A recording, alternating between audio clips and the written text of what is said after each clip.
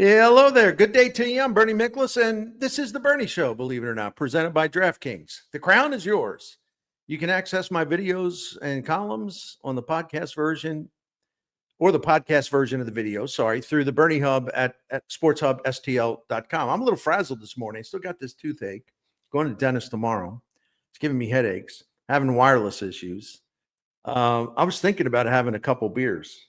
Probably shouldn't do that. But anyway, win one of the two games. They'll get out of there with a series win, referred to as a lifetime ban. And so I'm going to refer to it as such in this video. And by the way, I think Shoeless Joe Jackson should have been in the Hall of Fame a long time ago. I'm not trying to slight him, but I'm going to put the focus on Pete Rose today because that's what everybody's talking about. And it was a pretty big deal after his long banishment. So with that in mind, let's talk about it. I'm not trying to be crass here because most of these guys, all of these guys, pardon me, are dead and gone. So what's the point of keeping them banned for life when they're already dead? I know Rob Manfred used that logic, but it just shows you how stupid the logic was in the first place to keep it in place for so long. What exactly were you banning them from? Well, we can't have these men working in baseball. Well, they were dead, okay?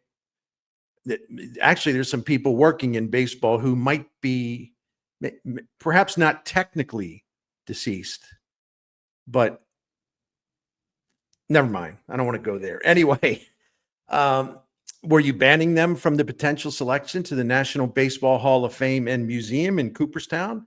Yeah, that's what you were banning them from more than anything, plus not having a job. But even when they were dead, you kind of kept that ban on them. You know, there are some criminals in this country that, have gotten away a lot softer than this. Anyway, Pete Rose died at the age of 83, late September 2024, after spending many years desperately lobbying the commissioner's office for reinstatement. Now, Rose was really desperate because he really wanted to have his career stamped with the Hall of Fame honor, right? And there was no chance of that ever happening as long as he remained on this outlaw list, right? And even though the lifetime banishment has been lifted, there's still no guarantee that Pete Rose or Shoeless Joe Jackson are going to get voted into Cooperstown. Let me talk you through this because I think it's important to understand the process. In Rose's case, the first chance to put him in comes in December 2027. A 16-person committee will convene and review his case. But Rose and Jackson, they're not the only candidates that'll be considered in 2027. This committee is now called, they've changed the name of it so many times. It's now called the Classic Baseball Committee. Okay. And if any candidates are elected in 2027, December 2027, then their official induction ceremony will follow in July of 2028. Now, the committee consists of 16 members of the Hall of Fame itself, also executives, baseball executives, veteran media members. It's not easy to gain clearance. There have been meetings in the past where they don't choose anyone because a candidate to get in needs 12 of 16 votes. There's 16 voters. You got to get at least 12 of them to vote for a player so he can pass through. In the 2024 meeting, the Classic Baseball Committee reviewed 8 candidates and elected Dick Allen and Dave Parker. So by the time Rose and Shoeless Joe is going to be screened by this committee, we don't know who's going to be voting by then, and we don't know how many people will be voting. And we don't know if they'll change it all over again. Who knows? And I know part of this, some of this background stuff must be boring to you, but I just wanted you to understand the process, because the process, after all, will ultimately determine whether Pete Rose makes it into baseball's Museum of History, and that's what it is. I know the baseball purists are outraged over Manfred's decision, and listen, I know from experience their righteous indignation never going to calm down. That's okay. If people really believe what they believe and they're sincere about it and they're consistent about it, I don't have any problem with it. This is an issue that invokes very strong opinions on both sides, right? So if some of the people out there that I know and really respect, if they want to continue to be angry, well, let them be angry. That's fine. I can get angry about other stuff if I want. After all, Rose did get him into this mess by violating Rule 21. That's probably the golden rule of Major League Baseball. You don't bet on games. You don't bet on baseball games. It's Rule 21. It says any player, umpire, club, or league official or employee who shall bet any sum whatsoever upon any baseball game in connection with which the bettor has a duty to perform shall be declared permanently ineligible. It's very clear language. That's a little wordy, but you know what I'm saying. Hey, listen, man, it's not like Pete Rose misunderstood the policy. No player ever that walked through a clubhouse since after the 1919 Chicago Black Sox scandal, where that White Sox team threw the World Series, paid off by a notoriously wealthy gambler in Chicago. Anyway, Rose knew what he was doing. He just chose to ignore it. He just chose to stomp all over Rule 21 as if Rule 21 was Ray Fosse or something. We'll get to that later. And then he lied about it. He repeatedly lied about it. He denied. He was acting like he was a victim. He ultimately fessed up, but he did it in the classic Pete Rose way, which is he spent all those years denying it, and he would just get so angry that people could even think that he did such a thing. But he wanted to write a book, and he wanted to make some money off the book, and he knew that he would sell more books if the book was being promoted as like Pete Rose tells all. And then all the sports writers and everybody else, oh, Pete Rose finally committed. He gambled. He bet on baseball. See, that's the Pete Rose way all the way. I think he only confessed for two reasons, owned up to it for two reasons. Number one, in the immediate, he wanted to sell more books and make more money. And number two, any chance he had of getting into the Hall of Fame began with him owning up to what he did wrong. And listen, I'm not going to sit here. I think Pete Rose was a great, great player. I loved watching him play ball. People my generations and even a generation or two after that loved watching Pete Rose. He was one of the popular, beloved ball players in the history of the game. But you know what? He really was kind of a bad guy.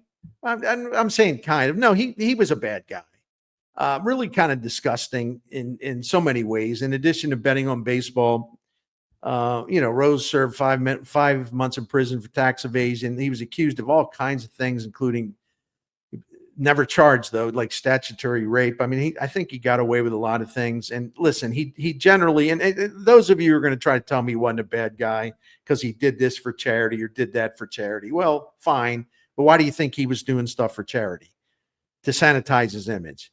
All right. And he generally lived a life that fit his famous nickname, Charlie Hustle. But you know what it is? And he's still so popular to this day. Pete Rose didn't mind playing the role of the bad guy because he knew that a lot of Americans liked it. And I'm not taking shots at those American baseball fans who did. It was just his image, man. And that image kind of, maybe, kind of went over the line at times, but that, hey, bad boy of baseball, Charlie Hustle. Here's the deal, though. I don't care about Pete Rose being a bad guy. I don't. There are other bad guys in the Hall. Oh, my gosh, there's so many bad guys in the Hall, in addition to great human beings. But the bad guys in the Hall, there's more than we ever want to acknowledge, and don't expect baseball writers or the Hall of Fame itself to acknowledge.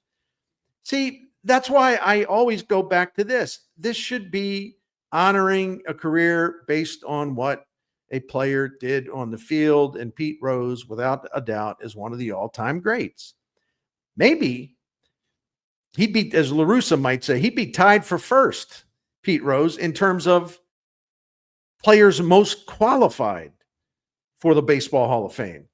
He had a major league record, 4,256 hits, part of 3 World Series champions, 17 All-Star appearances, won the MVP award in 1973. He received MVP votes in 15 seasons, won 3 batting titles, Rookie of the Year award.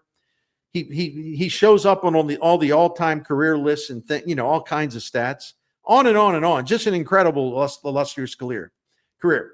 I have long believed that the Hall of Fame should be about inducting great players. I strongly prefer leaving the moralizing at Cooperstown's front steps, because we're not interviewing, let me rephrase that. See, I'm starting to get worked up because we shouldn't be looking at baseball players as if we are screening them or reviewing them as candidates for sainthood.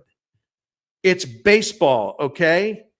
And it's a sport in some elements of it that takes itself way too seriously. I'm only getting started here, so let me kind of relieve my little headache that's coming from this toothache. I'm only getting started, so I'm going to calm down. I need a break, but it's a great time to tell you about DraftKings and the daily Pick Six Challenge. The baseball season has reached mid-May, and by now we have a better read on major league teams and their players here in 2025. If you think you know Major League Baseball, or maybe it's some other sport where you think that's your specialty, okay, then put the knowledge to use and win cash prizes, big cash prizes. If you get these things right, you got to take a chance though. In DraftKings Pick Six, you focus on player stats. You select anywhere from 2 to 6 players. You choose whether the individual player will go higher or lower on a specific stat set by DraftKings for his next game. Like, in other words, if you think Wilson Contreras is going to hit a home run, it's listed at 0.5 homers. It means, so what you're deciding is whether to go higher than that, which means 1 homer, or lower, no homers. See, it's really simple. And there's so many players and options in sports to choose from in nearly every sport. So make your selections and take your best shot at pulling in that big cash money.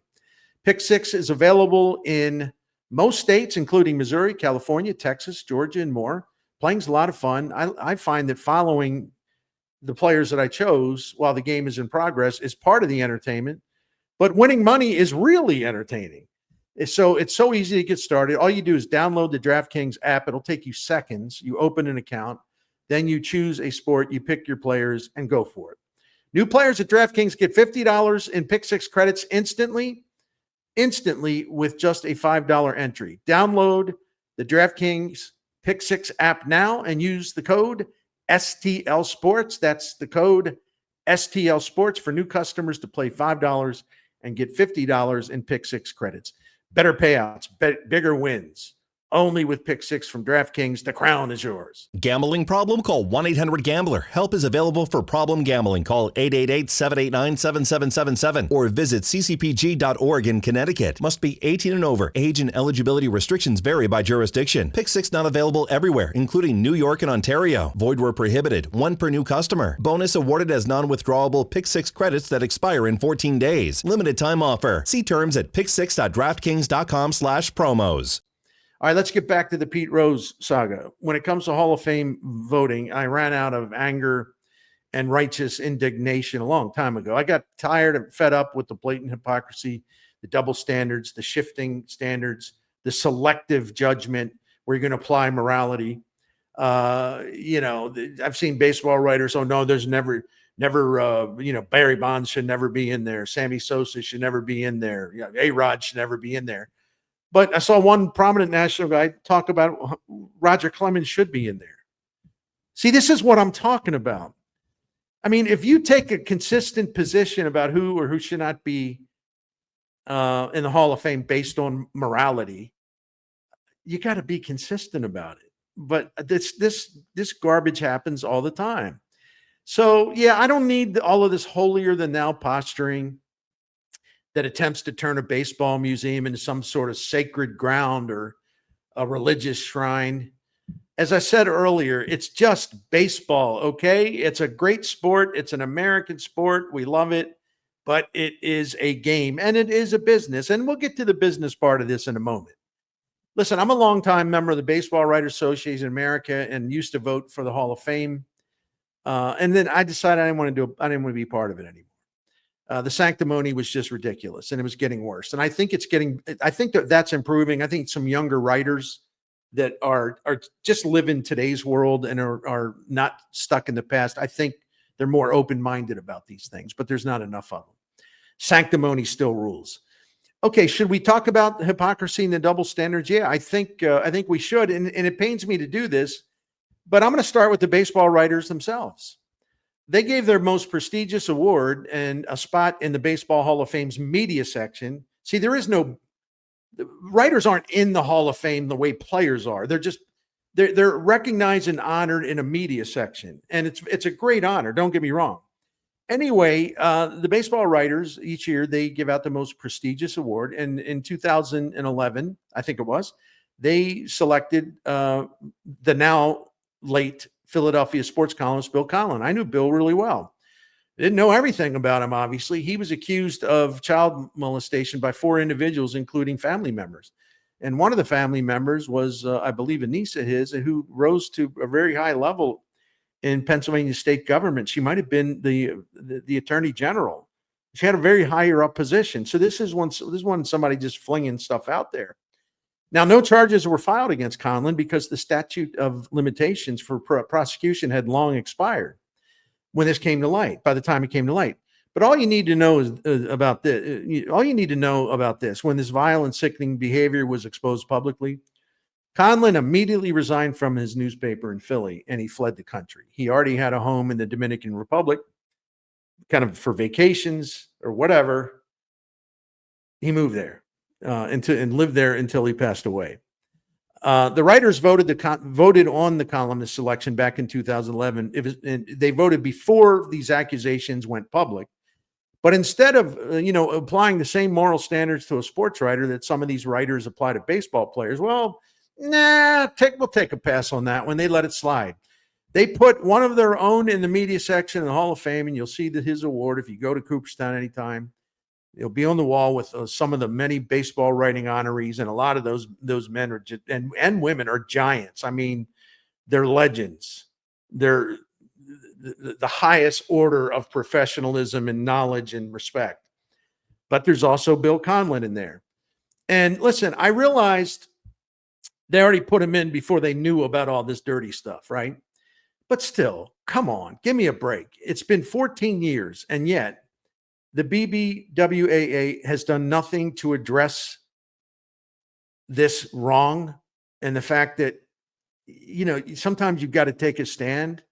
And if it's your organization and things come to light that put a Bill Conlon in an entirely different light, you got to rescind it. You got to rescind it. If baseball writers want to put themselves in charge of being the moral guardians of player selections for the Hall of Fame, if you're going to point yourself and like you think you're, Pope Leo the 14th or something, if you're going to take that role, then you got to be vigilant, and you also have to recognize that your organization, they didn't know it at the time, but it was a terrible, terrible, terrible screw up. And it's a complete embarrassment to the BBWAA that Bill Conlon is still in there with their top award. The secretary treasurer of the organization even released a statement when all this heat was coming down on them. He declared that Conlon was, quote, a member in good standing. He added that the allegations had no bearing on Conlon's winning the award, which, quote, was in recognition of his notable career as a baseball writer. Yeah, you could say it was notable. You could say that. But hey, that was a long time ago, and he's honored. He was a good writer, so he's in that Baseball Hall of Fame museum as a writer. Again, if you're going to be the moral guardians of this sacred institution, don't you have to revisit the Bill Conlon thing? Why do you hold yourselves to a different standard? Why? There's just no way to justify that, and they know it, but they don't care. And that's part of the problem: selective persecution and just looking the other way on things. So let's look at baseball as an institution, shall we? And this is just a short list. I could go on and on about this stuff. Major League Baseball was fully segregated until 1947, when Jackie Robinson, through the courage of himself and also Branch Rickey, started on opening day in 1947 for the Brooklyn Dodgers, and a great player, great human being, and a great Hall of Famer. But Major League Baseball refused to allow black players to have an opportunity to compete against or play alongside Babe Ruth, Walter Johnson, Ty Cobb, anybody you want to name, any of the baseball greats from way back when. There's such an incredible volume of immensely talented black players who did extraordinary things in the Negro League. And I'm glad that actually the Hall of Fame did something good by recognizing them and inducting many of them into the Hall of Fame, but they didn't get a chance to play in the major leagues until 1947. Josh Gibson, Oscar Charleston, Cool Papa Bell, native St. Louis, who I had the privilege of meeting back in the mid 80s. Never had a chance to compete in the highest league. Why? their skin color. I mean, it's disgraceful. That's part of baseball's history when we talk about morality and talking about high standards for human conduct.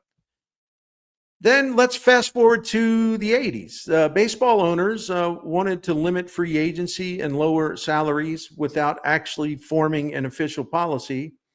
It's just that they didn't sign many free agents there for a couple years. And everyone's like, well, what's up with this? Why aren't they signing guys? Well, because they were colluding. They wanted to try to lower salaries and put the clamps on free agency. It was a blatant act of corruption that eventually cost baseball's owners $280 million in compensation that they had to pay to the Players Association. Moral beacons, right?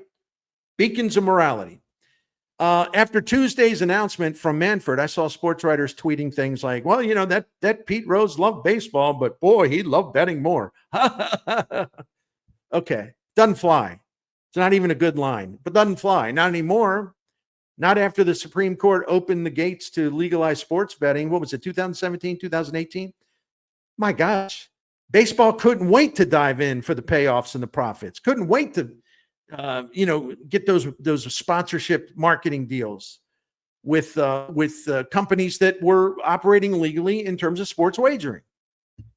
According to a recent study done by Nielsen Sports, baseball has pulled in more than $1.1 billion in additional revenue thanks to legalized wagering. And Nielsen estimated that baseball has really benefited financially in what they call extra fan engagement, which means new fans are attracted to your game, not because they love baseball or they're big fans of baseball, because it's a chance for them to legally wager on the game. Contrary to perception, since the Supreme Court made their decision, they opened the gates to all this in most states.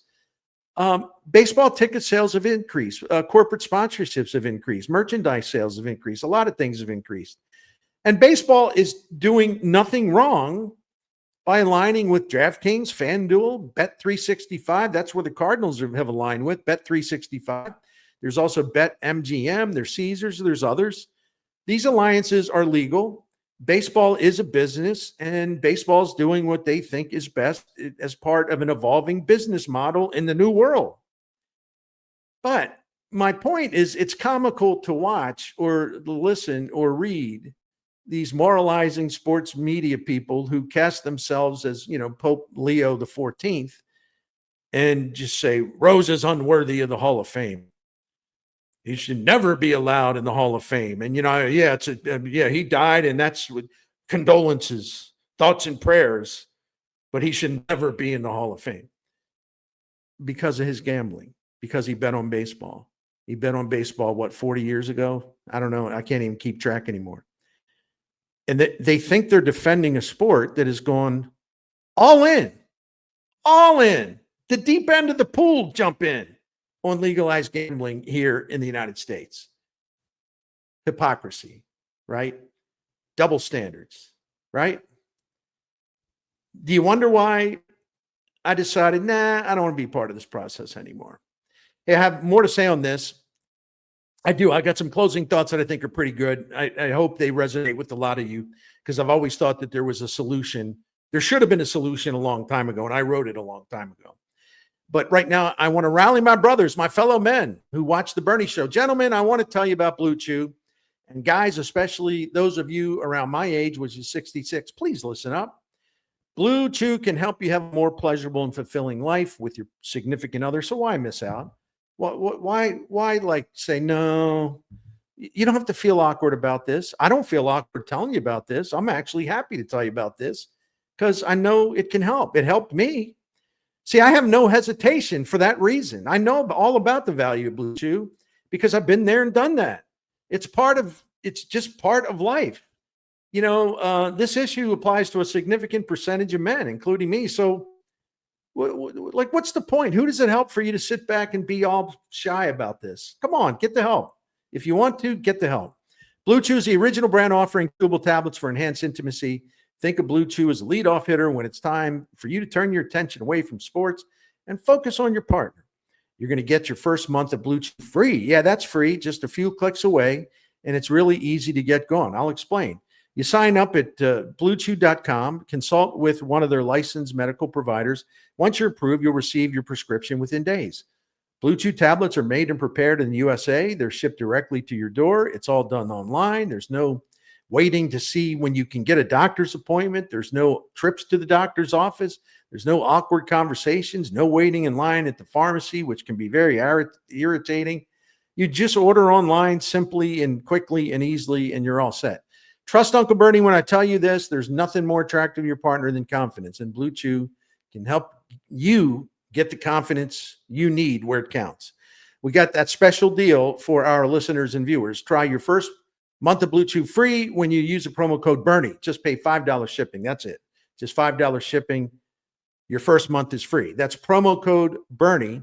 Visit bluechew.com for more details and important safety information. And we thank Blue Chew for sponsoring the Bernie Show. Okay, now let's get back to Pete Rose. I got some final thoughts. I think my opinions, well, they're going to resonate with many of you, maybe some of you, maybe none of you. I don't know. And leave your comments. It's all good. The Pete Rose thing has always gotten people fired up, no matter what side of the issue they're on. But number one, this is something I really have believed for a long time, and I've written it and talked about it seriously for many, many, many years. Pete Rose should be judged as a player. Based on MLB's investigation about the betting on baseball, all the evidence that they collected showed that Pete Rose conclusively showed that he made baseball bets as a manager. Now, I'm not naive. Of course, I think he bet on baseball as a player. But what I'm trying to say is the case made against him concerned his conduct as a manager. So let's evaluate. And when he was a player, did anyone think for a minute he ever held back or didn't do everything he could to win a game because maybe he bet on the Reds? See, that's different than when you're a manager. You can't do that because if you start losing, as you're the manager making lineup decisions. And because I've heard people say this for years, well, he bet on his own team. Come on, snap to it. If you're a manager and you're betting on your own team and you get into deep debt with bookmakers, as Pete Rose did, well, you've opened something worse than Pandora's box, because if you're way down to bookmakers, and a lot of these bookmakers, the big time bookmakers, they got some muscle, right? Well, how do you get out of debt to them? Think about it. Because you as the manager can influence a game, whatever your priority is, including you have the power to influence the outcome of game because you're the guy filling in the lineup and making the pitching changes. Well, he bet on his own team, Bernie. I don't see that he believed that they were going to win. I shouldn't say this because I'm sure some of you have said that through the years. Come on, you got to be smarter than this. His transgressions were as a manager, not as a player. So let's get back to what I said a moment ago. It's like, did anyone ever doubt for 1 second Pete Rose's all-out desire to win a ball game? You know, I talked about all his accomplishments in the career. I'm like, no need to do that. 24 seasons of excellence. No need to review that again. But when Pete Rose was playing for the Reds, Phillies, and Montreal Expos, did any of us ever question, boy, that guy doesn't hustle? He stopped playing hard. You know, he's just kind of going through the motions. Whoever said that about Pete Rose? The answer is nobody. Did anybody ever question his intensity in the pursuit of victories? Remember I mentioned Ray Fosse? 1970 All-Star game. Pete Rose playing for the National League. Ray Fosse, the American League catcher. He bulldozed him to score the winning run. It was such a vicious hit that it adversely affected Ray Fosse's career. He was never the same after that. All-Star game. Exhibition. 3, and this is related to the previous point. No major league player. 3, and I don't know why I'm stumbling. I think it's the toothache. Sorry. No major league player ever played in more winning regular season games than Pete Rose. And of course, he was a starting player for overwhelming percentage of the time. He didn't take many days off. But anyway, Pete Rose in the regular season was part of teams that won 1,972 games. The rest of the top 6 for most wins in a career regular season, in order, you'll like a couple of the names. Right after Pete Rose is Henry Aaron. Then it's Albert Pujols, yes. Stan Musial, yes. And Willie Mays, yes. No one ever doubted. Like, Pete Rose's heart was pure when it came to, like, I want to win this game as a player. I want to go to the World Series. I want another one. I want another batting title. You know, he was one of the most intensely competitive athletes in the history of sports. Wanted to win everything. 4, I've always thought that the right thing to do, and again, this belief and this opinion was expressed a long time ago, was to recognize Rose's extraordinary playing career. Put him in Cooperstown as a player. To not have him in there when so many questionable choices have been made it through, and you got guys in there who couldn't carry, Pete Rose's batting practice bat. It's really embarrassing that there is a void in the game. He's not in that hall, which should be to honor performance and not decide whether someone is worthy of becoming the new Holy Father in Rome. Okay. There was nothing wrong with banning Rose from having a job in baseball. He never should have been allowed to have an official job in baseball after the gambling scandal, because that rule had to mean something, and it still does, and it still will. But his playing career is totally separate from that. It's one thing to say, Pete, you really did something wrong. You know the rule. We can't have you officially part of this sport anymore. That's a lot different from refusing to acknowledge his incredible career as a player. It's not that difficult to separate the things, is it? But it was for these people. 5, wasn't there enough punishment for Rose and the great Shoeless Joe Jackson? Listen, I know this is not what I'm about to say. It's not a level comparison. I know that. But there's a point to be made here. We see convicted murderers paroled in this nation, right? But we're going to keep dead men out of the Baseball Hall of Fame and museum for something they did a long time ago? Really? So they're never forgiven? Never? They served enough time. I know those brothers out in California. I know they murdered their parents. In fact, they reloaded the shotgun. I know that. But they've been in prison for 35 years. They've done their time. We'll give them a chance to go to a parole board. 2 guys convicted of slaughtering their parents in bed. They paid their price. But we're going to keep Shoeless Joe Jackson and Pete Rose out of the Baseball Hall of Fame and Museum. These people don't take themselves too seriously, do they? Oh, they're not haughty at all, are they? And they're just, oh man, I'd like to see some of the dirt in their lives. Anyway, the key word I use there, Baseball Hall of Fame and Museum. Yeah, if Rose would ever get in, his plaque should note it's one of the great players of all time, holds this record, that record, this record, won 3 World Series, yada, yada, yada. But Pete Rose was banned from baseball for betting on baseball. And he was placed on the permanently ineligible list. That should be on there too. It's a museum. You tell the story, okay? Good and bad. You let people make up their own mind. When you go to museum exhibits, that's exactly what you do. You want to get a sense of history and what it meant and what it still means.